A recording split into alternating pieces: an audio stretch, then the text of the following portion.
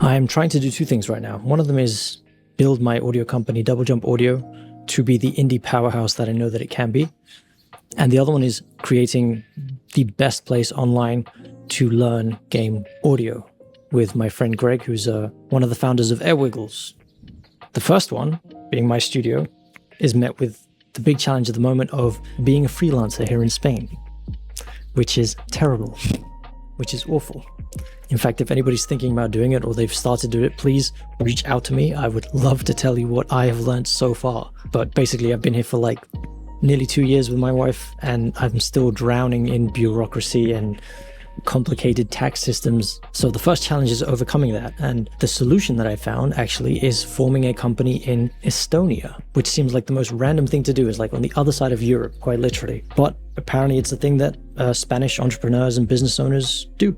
So that's great. That will hopefully happen this year, and then I can stop thinking about finances and focus more on the important stuff, which is actually running my company.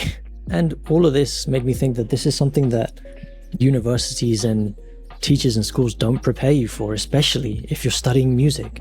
I studied music in London, and no one really talked about how to freelance, how to be self-employed, which is bewildering. It's like the most important thing they should teach you, these simple business skills. So if you are in that position, maybe you're studying or maybe you've just finished, get a mentor, talk to someone. Because if you don't learn how to run your business on your own, then nothing else can happen, right? It also makes me appreciate when you pay for somebody else to do a service for you. For instance, like paying for an accountant. I know a lot of my friends who do their own accounting, and I think that's absolutely batshit.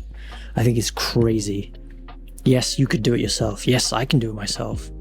But why would you spend those hours thinking about it? Even if it takes you a day, a year, you're still thinking about it. You're still doing all of that stuff versus spending that time on your business.